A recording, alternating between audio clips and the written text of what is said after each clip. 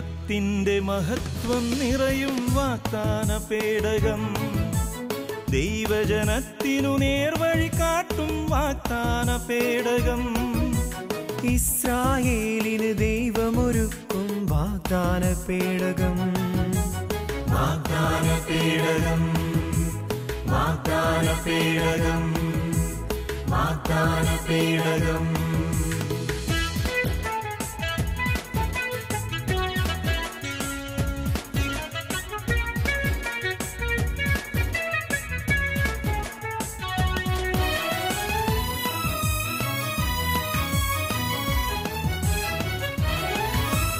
പഴയ നിയമത്തിൽ അണയും അഭിഷേക വാഗ്ദാനത്തിൻ പേടകം, അഹറോന്റെ പൂത്തവടിയും മരുവിലെ ആകാശമന്നയും.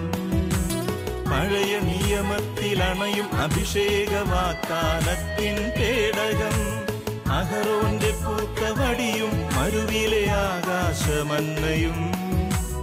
ദൈവത്തിൻ്റെ ഉടമ്പടി നിറയും വാഗ്ദാനത്തിൻ പേടകം, തിരുസാന്നിധ്യം കവിഞ്ഞു നിൽക്കും വാഗ്ദാന പേടകം, വാഗ്ദാന പേടകം, വാഗ്ദാന പേടകം, വാഗ്ദാന പേടകം.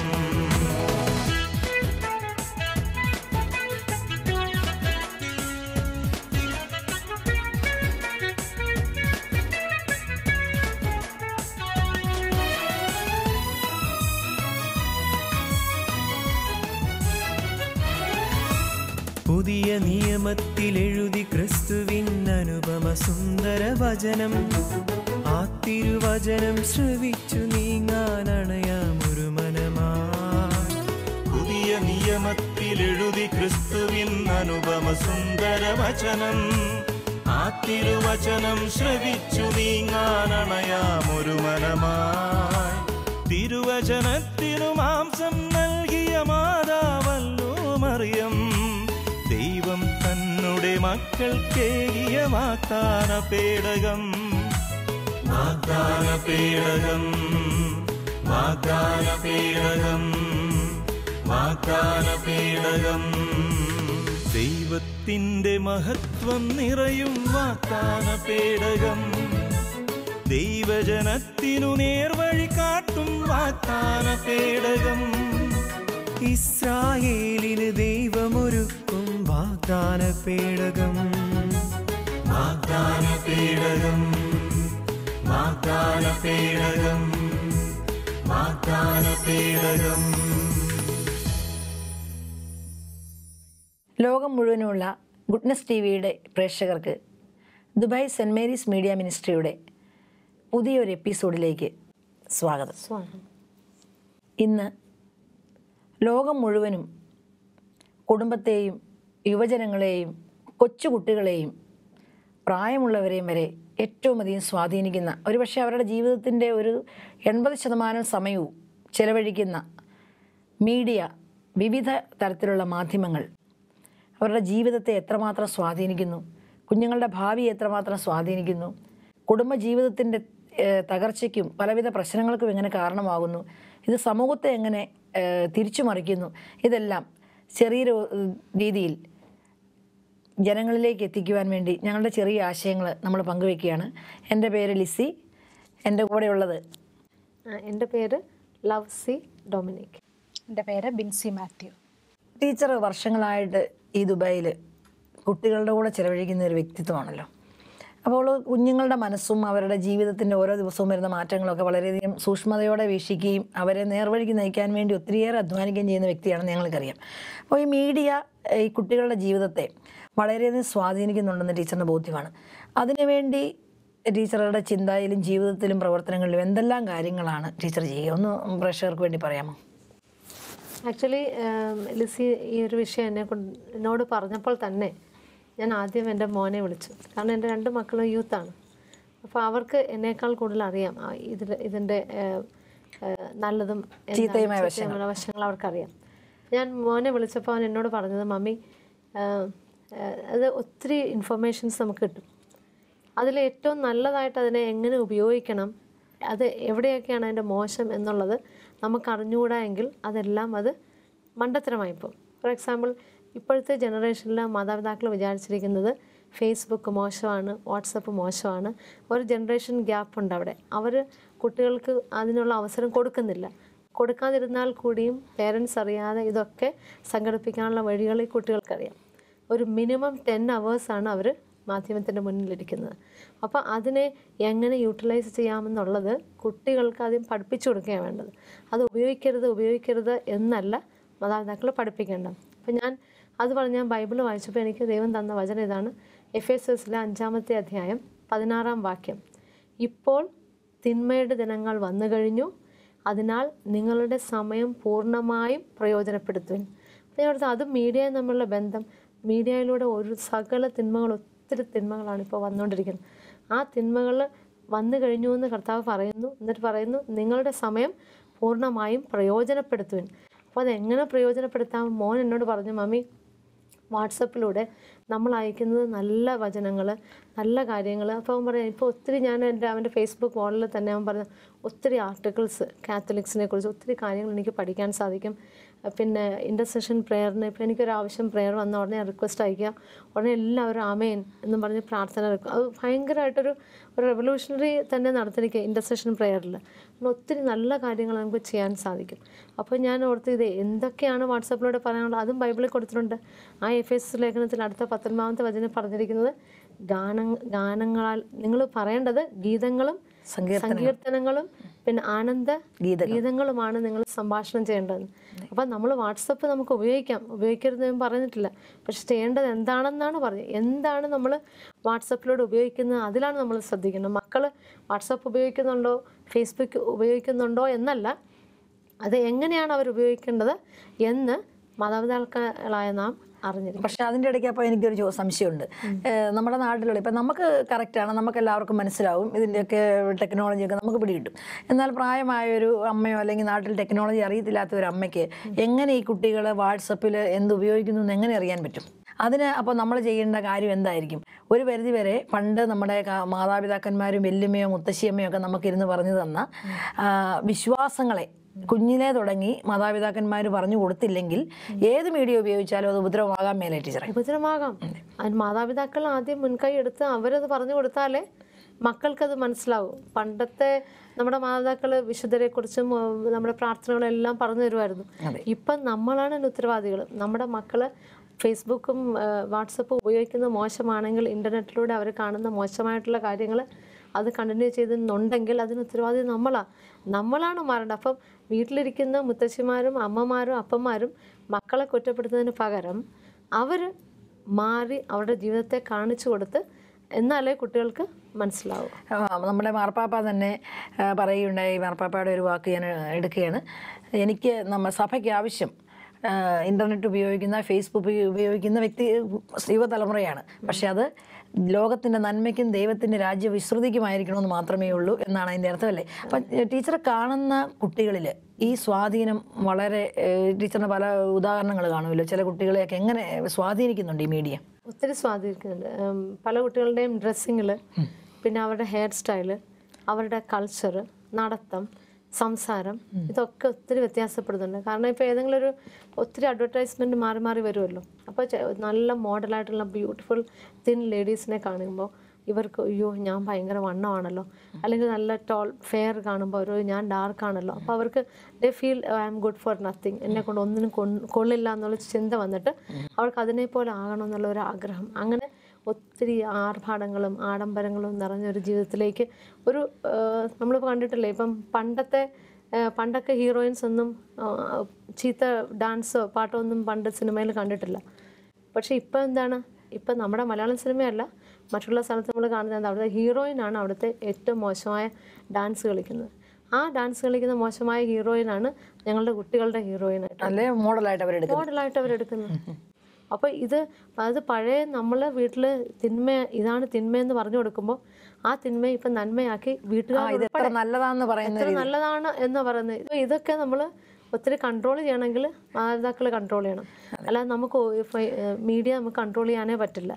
നമ്മുടെ വീട്ടിൽ വേണം. അത് ഇപ്പോൾ ടീച്ചർ പറഞ്ഞതിൻ്റെ അർത്ഥം ഒരു കുഞ്ഞ് വളർന്നു വരാൻ തുടങ്ങുമ്പോൾ തന്നെ അവനിലേക്ക് ബൈബിളിൻ്റെ അവസാനം യോഹന്നാൻ എഴുതുന്ന പോലെ തന്നെ എല്ലാം കഴിഞ്ഞുള്ള വാക്ക് എന്താ? നിന്റെ മുന്നിൽ നീതിയും മരണവും വെച്ചിട്ടുണ്ട്, സത്യവും അസത്യവും നിന്റെ മുന്നിലുണ്ട്, അല്ലെങ്കിൽ ജീവനും മരണവും നിനക്ക് ഇഷ്ടമുള്ള സെലക്ട് ചെയ്യാം എന്ന് പറഞ്ഞ പോലെ തന്നെ ഈ അമ്മയ്ക്കും അപ്പനും ജീവിതത്തിൻ്റെ അറിവ് കൊണ്ട്, വർഷങ്ങളുടെ ജീവിത തെളിവ് കൊണ്ടല്ല ഒത്തിരി കാര്യങ്ങൾ അറിയാം.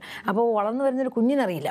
അപ്പോൾ ആ കുഞ്ഞിനോട് മോനെ ഇതാണ് നല്ലത്, അല്ലെ ഇതിലേ പോകാവൂ, അല്ലെ ഈ മോളെ ഇതാണ് ദൈവത്തിന് ഇഷ്ടപ്പെടുന്ന വേഷം, മീൻസ് ലോകത്തിന് ഇഷ്ടപ്പെടുന്നതല്ല ദൈവത്തിൻ്റെ ഇഷ്ടമെന്നും അത് വിശുദ്ധന്മാരുടെ ചരിത്രത്തിലൂടെയും അസീസിയുടെയോ ക്ലാരപ്പുണ്യതയുടെയോ ഒക്കെ ചരിത്രം അവരെല്ലാ ലോകസുഖങ്ങളെയും മാറ്റി വെച്ചിട്ട് പരിപരുത്ത ജീവിതം, ഏറ്റവും ലളിതമായ ജീവിതത്തിനെ സ്നേഹിച്ചിരുന്നു എന്ന് പറഞ്ഞു കൊടുത്തൊരമ്മ വളർത്തിയാൽ ഈ കൊച്ച് ഒരു പരിധിക്ക് അപ്പുറത്തേക്ക് താഴാൻ, മോശമാകാൻ ആ കുട്ടിക്ക് സാധിക്കുന്നതാണ് അല്ലേ? ബിൻസിയിലേക്ക് വരാം. ബിൻസിയോട് തന്നെ ചോദ്യം, കുടുംബ ജീവിതത്തെ ഈ മീഡിയ ഒത്തിരിയേറെ സ്വാധീനിക്കുന്നുണ്ട്, നമുക്ക് തീർച്ചയായിട്ടും അറിയാം. അങ്ങനത്തെ ചില അനുഭവങ്ങൾ ഈ മീഡിയ നന്മ ചെയ്യുന്നതും നമ്മുടെ മുന്നിൽ കാണും, അതുപോലെ തന്നെ വരുത്തുന്ന തിന്മകളും നമ്മുടെ മുന്നിൽ കാണും. എന്തെങ്കിലുമൊക്കെ അനുഭവങ്ങൾ പറയാമോ? തീർച്ചയായിട്ടും. കഴിഞ്ഞ ദിവസം വാട്സപ്പിൽ വളരെ രസകരമായിട്ടുള്ള ഒരു അടിക്കുറിപ്പ് ഞാൻ വായിക്കുകയുണ്ടായി. നമ്മുടെ ക്രൈസ്തവ ഭവനങ്ങൾ പണ്ട് പൊട്ടിച്ചിരികളും സന്ധ്യാപ്രാർത്ഥനകളും ഗാനാലാപങ്ങളും ഒക്കെ മുഴങ്ങിക്കേട്ടുകൊണ്ടിരുന്ന നമ്മുടെ ഭവനങ്ങൾ ഇപ്പോൾ നിലവിളിയും കൂട്ടക്കരച്ചിലും അതുപോലെ വെടിയൊച്ചകളും ഒക്കെയാണ് ഇപ്പം മുഴങ്ങിക്കൊണ്ടിരിക്കുന്നത് എന്നുള്ള രീതിയിൽ. സത്യത്തിൽ വളരെ വാസ്തവമായിട്ടുള്ളൊരു കാര്യമാണ്. ടെലിവിഷൻ പോലെയുള്ള കുടുംബ മാധ്യമങ്ങൾ ഇന്ന് ജീവിതത്തിൻ്റെ ഒരു ഭാഗമായിട്ട് കഴിഞ്ഞിരിക്കുന്നു. അപ്പോൾ നമുക്ക് ശരിക്കും ഈ മാധ്യമങ്ങൾ സമൂഹത്തിൻ്റെ നന്മയ്ക്കായിട്ട്, അറിവ് വർദ്ധിപ്പിക്കുന്നതിന്, ആത്മീയമായിട്ട് രീതിയിലാണെങ്കിൽ വചനം ലോകമെങ്ങും എത്തിക്കാൻ ഒക്കെ നമുക്ക് ഉപയോഗിക്കാൻ സാധിക്കും. പക്ഷേ ഇന്നത്തെ മാധ്യമങ്ങളുടെ ആ വളർച്ച അത് മനുഷ്യൻ്റെ അധമവികാരങ്ങളെ ഉണർത്തുക, അതുപോലെ തന്നെ തെറ്റായിട്ടുള്ള വാസനകൾ പ്രോത്സാഹിപ്പിക്കുക, ആ രീതിയിലോട്ടൊക്കെ അധപതിക്കുന്നില്ലേ എന്ന് നമ്മൾ ചിന്തിക്കേണ്ട സമയമായിരിക്കുന്നു. അപ്പം സത്യത്തിൽ കുടുംബമായിട്ട് ഒന്നിച്ചിരുന്ന് ഒരു ന്യൂസ് ചാനൽ പോലും കാണാനായിട്ട് ഇപ്പം ഭയപ്പെടേണ്ട ഒരവസ്ഥയാണ്. അപ്പം നമ്മൾ അനാവശ്യമായിട്ടാണെങ്കിലും ആവശ്യങ്ങളായിട്ടാണെങ്കിൽ പോലും പരിപാടികളുടെ ഇടയിലെല്ലാം തെറ്റായിട്ടുള്ള കുറേ കാര്യങ്ങൾ കുത്തിത്തിരുകുന്നു. അതുപോലെ തന്നെ ക്രൂരത, അമിതമായ ക്രൂരത, ലൈംഗികത, ഇതൊക്കെ കുത്തിത്തിരുകുന്ന പരിപാടികളാണ് നമ്മൾ സ്ഥിരം കുടുംബമായിട്ടിരുന്ന് കാണേണ്ട അവസ്ഥയാണിപ്പോൾ. അപ്പം നമ്മൾ ഈ കാര്യത്തിൽ ഒരു നല്ല ശക്തമായിട്ട് നിലപാട് നമ്മൾ സ്വീകരിക്കേണ്ട സമയം അതിക്രമിച്ചിരിക്കുന്നു എന്നാണ് പറയാനുള്ളത്. അപ്പോൾ ഞാൻ ചോദിക്കുന്നത്, നമ്മുടെയൊക്കെ ജീവിതത്തിലെ അനുഭവം ചെറുപ്പത്തിലെ ഞാനൊരു ഗ്രാമത്തിലാണ് ജനിച്ചത്. അപ്പം നമ്മുടെ വീട്ടിൽ ഒരു സന്ധ്യമണി മുഴങ്ങിയാൽ അപ്പോഴേ നമ്മളുടെ കുടുംബങ്ങളിലെല്ലാം പ്രാർത്ഥന. അത് ഒരമ്മ ലീഡ് ചെയ്യും. അപ്പൻ ജോലിക്കോ മറ്റുള്ള കാര്യങ്ങൾക്കോ പോയെങ്കിലും അമ്മയും മക്കളും കൊച്ചുമക്കളും എല്ലാം അപ്പോൾ നിരന്ന് ഒന്നിച്ച് കൊന്ത പിടിക്കും. ആ സമയത്ത് ഈ കൊന്ത എടുത്തുകൊണ്ടിരിക്കുക, ഞങ്ങൾ കൊന്ത കഴിഞ്ഞു, അതിനുശേഷം നമ്മുടെ എല്ലാവരോടും ഇരുന്ന് ഒന്നിച്ച് പാട്ട് പാടും. നമ്മുടെ പാട്ട് കഴിഞ്ഞ് കഴിയുമ്പോൾ തൊട്ട് അയലോക്കത്തെ വീട്ടിലെ പാട്ട് തുടങ്ങുകയാണ്. അപ്പോൾ ഒരു 7 മണി തുടങ്ങി ഒരു 10 മണി വരെ എൻ്റെ ഓർമ്മയിൽ ഞങ്ങളുടെ ആ പ്രദേശത്തെല്ലാം ഇങ്ങനെ പാട്ടും സ്തുതിപ്പും അതുപോലെ തന്നെ കൊന്തയും ജപമാല. ആ പ്രദേശത്ത് ഒരു പിശാചിനോ അതിൻ്റെ ശക്തിക്കോ അടുക്കാൻ പറ്റില്ലെന്ന് നമുക്ക് 100% വിശ്വസിക്കാൻ പറ്റും. ഇന്ന് അതിന് പകരം 7 മണിക്ക് തുടങ്ങി ഒരു കൊന്തയ്ക്ക് കഷ്ടപ്പെട്ട് സമയം കണ്ടെത്തിയാൽ വളരെ ഭാഗ്യമൊന്നും കൂട്ടിയാൽ മതി, മുഴുവൻ സമയവും സീരിയലിലേക്ക് മാറിപ്പോകുന്ന ഒരമ്മ എങ്ങനെ ഒരു കുഞ്ഞിനെ നേർവഴിക്ക് നയിക്കാൻ പറ്റും? നമ്മുടെ കുഞ്ഞുങ്ങൾ തെറ്റാണെന്ന് പല കാര്യങ്ങൾ നമ്മുടെ മനസ്സിലുണ്ട്. നമ്മൾ കുഞ്ഞുങ്ങൾ ചെയ്യരുതെന്ന് ആഗ്രഹിക്കുന്ന പല കാര്യങ്ങളുണ്ട്. അപ്പോൾ ആ കാര്യങ്ങൾ, അതായത് ക്രൂരമായിട്ടുള്ള പല കാര്യങ്ങൾ, അതുപോലെ പ്രേമവിവാഹങ്ങൾ, മിശ്രവിവാഹങ്ങൾ, ഇവയൊക്കെ നമ്മൾ എതിർക്കുന്നുണ്ട്. പക്ഷേ ഈ കുഞ്ഞുങ്ങളോടൊപ്പം ഇരുന്ന് നമ്മൾ ടി വിയിലെ പല പരിപാടികൾ, സീരിയൽ, സിനിമ, ഗാനരംഗങ്ങൾ, ഇവയൊക്കെ നമ്മൾ കണ്ട് ആസ്വദിക്കുന്നു. അപ്പം ആ കാര്യങ്ങൾ നമ്മൾ ഇഷ്ടപ്പെട്ട് കണ്ട് ആസ്വദിക്കുന്ന കാര്യങ്ങൾ അവർ ചെയ്യരുതെന്ന് നമ്മൾ അവരോട് പറയുമ്പം അതിനകത്തൊരു അർത്ഥമില്ലാത്ത ഒരു അവസ്ഥയിലേക്കാണ് കടന്നു വരുന്നത്. തീർച്ചയായിട്ടും. അതുപോലെ തന്നെ എനിക്ക് ടീച്ചറിനോട്, പണ്ട് നമ്മൾ ചെറുപ്പത്തിൽ നമ്മളോട് വിശുദ്ധരുടെയൊക്കെ ചരിത്രം നമ്മുടെ മാതാപിതാക്കന്മാർ പറഞ്ഞു തരുമായിരുന്നു. ഇത് ഇന്നതാണ്, കണ്ടോ എന്തുകൊണ്ടാണ് വിശുദ്ധരായ. അപ്പോൾ നമ്മളെ ചെറുപ്പത്തിൽ നമ്മളത് കേട്ടിട്ടുണ്ട്. അപ്പോൾ അങ്ങനെയുള്ള ഒരു ചരിത്രം ഇന്ന് പറഞ്ഞു കൊടുക്കാൻ നിലവിൽ ആരുമില്ല. അതിന് ഒരു ഉദാഹരണം ടീച്ചറിൻ്റെ ചെറിയൊരു സംഭവം ഞാൻ പറയാം. അതായത് എൻ്റെ ഒരു മോൻ ചോറിൻ്റെ കഴിയുമ്പോൾ എപ്പോഴും ഒത്തിരി ഉപ്പിട്ട് ഓരോ പിടിക്കും ലേശം ഉപ്പിട്ടും ചോറ് നല്ല ടേസ്റ്റ് ആക്കിയിട്ടേ കഴിക്കത്തുള്ളൂ. അപ്പോൾ ഞാൻ അപ്പോൾ അവരോട് മോനെ ഉപ്പ് കൊള്ളത്തില്ല, എന്നാലും അത് വലിയ കാര്യമാക്കിയില്ല. അവനത് സാരമില്ല മമ്മി, നല്ല മമ്മിയല്ലേ ടേസ്റ്റ് എന്നെ പഠിപ്പിച്ചതെന്നും പറഞ്ഞ് അവൻ കണ്ടിന്യൂ ചെയ്തു. ഒരു ദിവസം ഞാൻ ഖത്തറിൽ എൻ്റെ ബ്രദറിൻ്റെ വീട്ടിൽ പോയപ്പം ബ്രദറും സിസ്റ്ററിലോയും കണ്ടവൻ ഒപ്പിടുന്നു.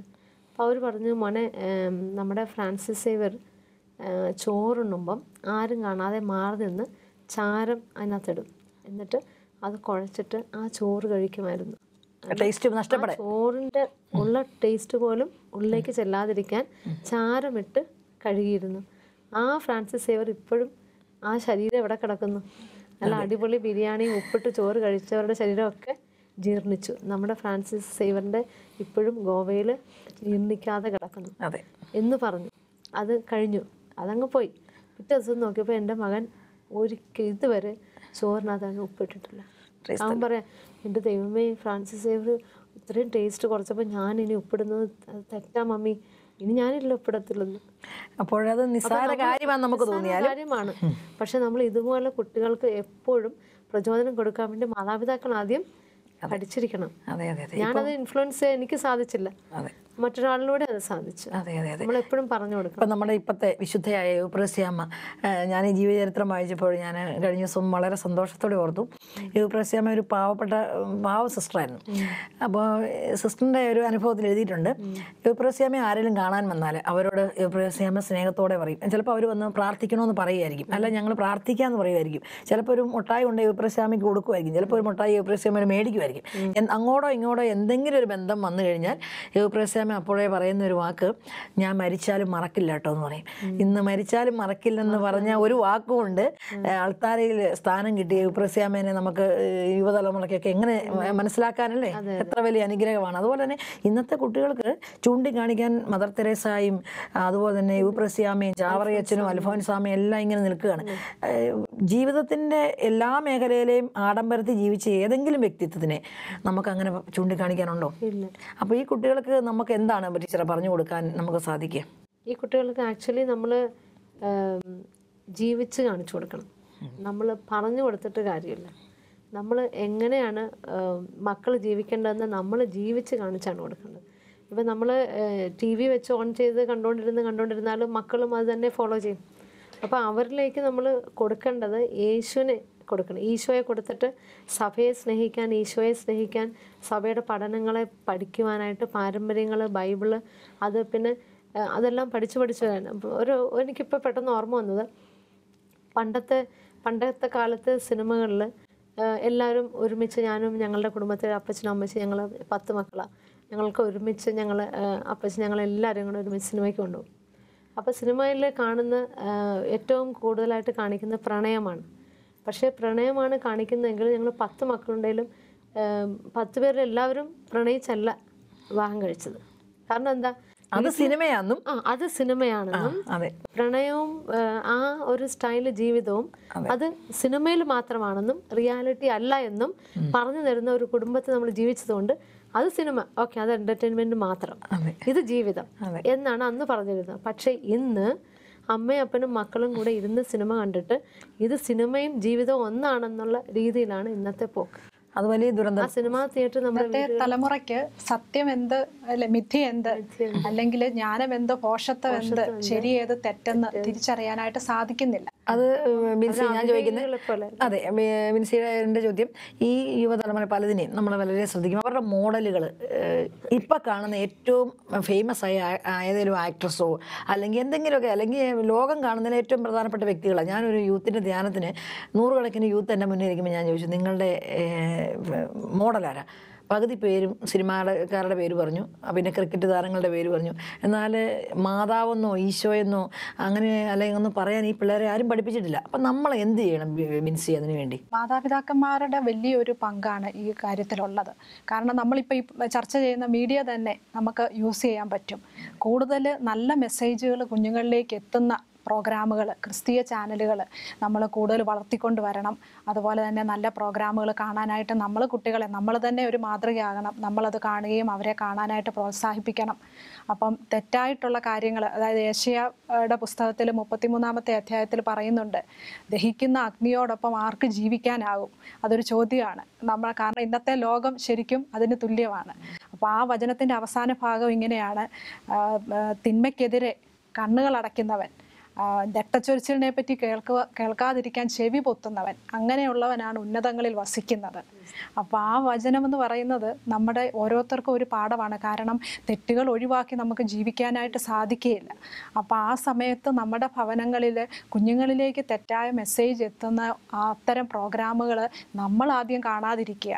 നമ്മുടെ ഭവനങ്ങളിൽ നിന്ന് അങ്ങനെയുള്ള കാര്യങ്ങൾ നമ്മൾ ഒഴിവാക്കി നമ്മളൊരു മാതൃക കൊടുക്കുമ്പം കുഞ്ഞുങ്ങളിൽ ആ മൂല്യം അവരെവിടെ ലോകത്തിൻ്റെ ഏത് കോണിൽ പോയാലും നമ്മളിലൂടെ കൊടുക്കുന്ന ആ മാതൃക, ആ മെസ്സേജ് അവർ നിലനിൽക്കും.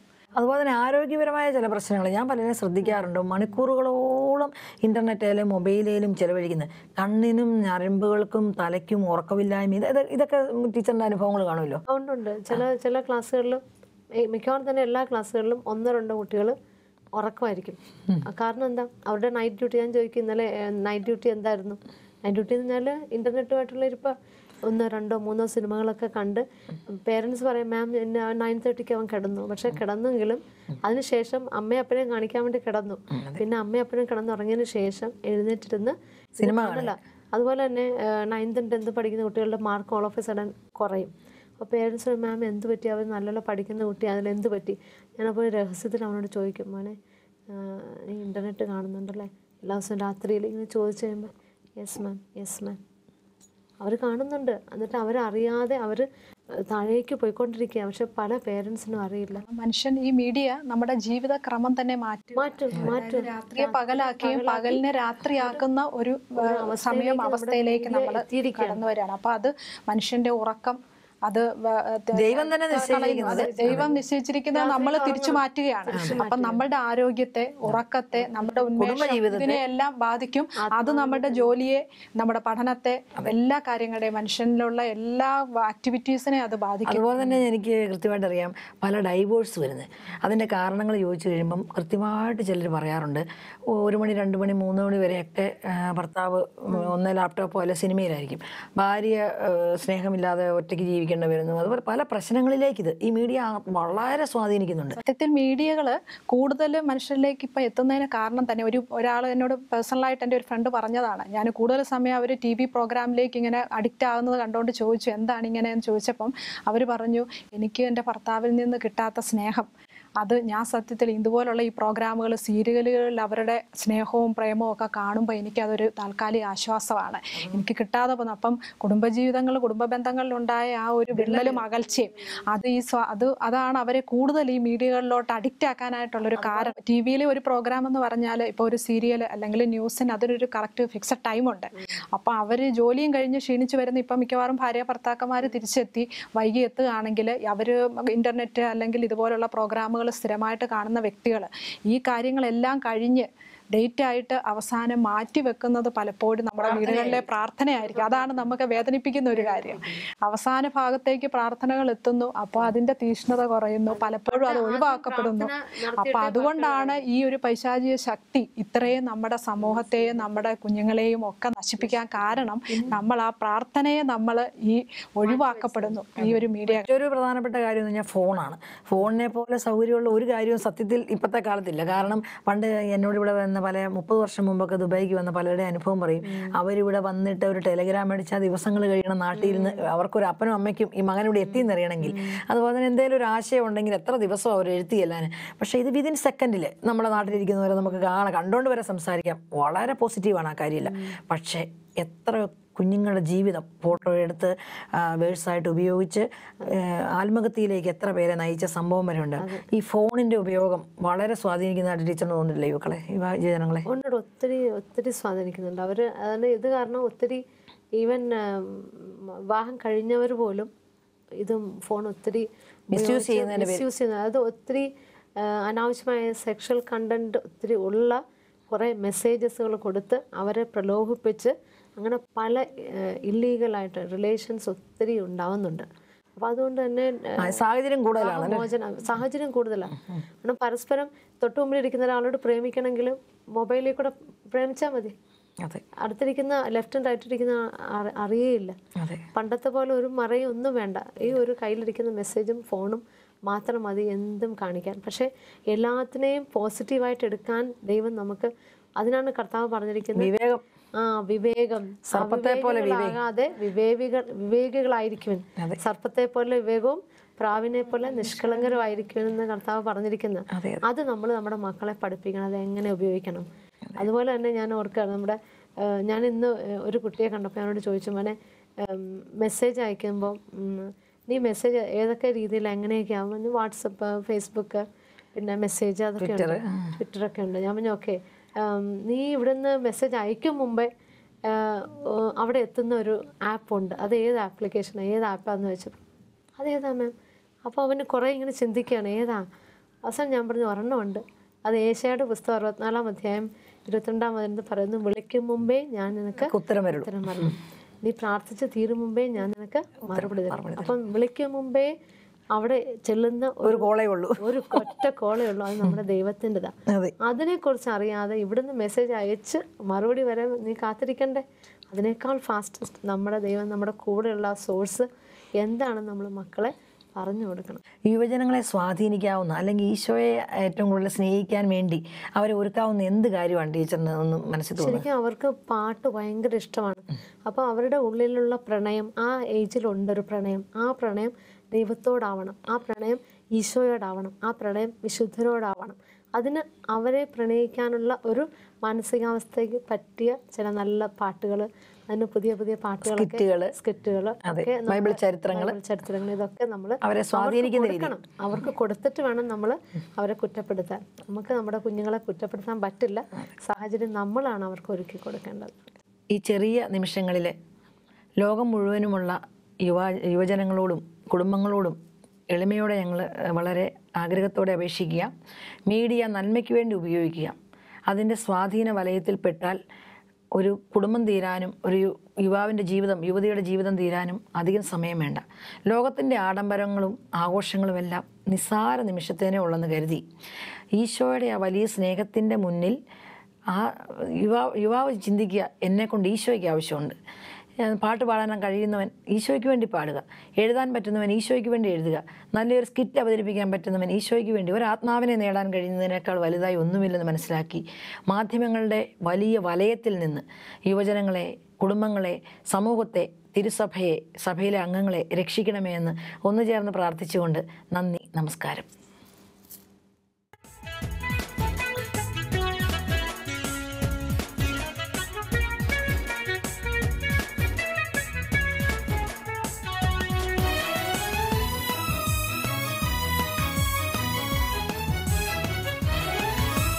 പുതിയ നിയമത്തിൽ എഴുതി ക്രിസ്തുവിൻ അനുപമ സുന്ദര വചനം, ആ തിരുവചനം ശ്രവിച്ചു നീങ്ങാനണയാമൊരു മനമായി. പുതിയ നിയമത്തിൽ എഴുതി ക്രിസ്തുവിൻ അനുപമ സുന്ദര വചനം, ആ തിരുവചനം ശ്രവിച്ചു നീങ്ങാനണയാമൊരു മനമായി.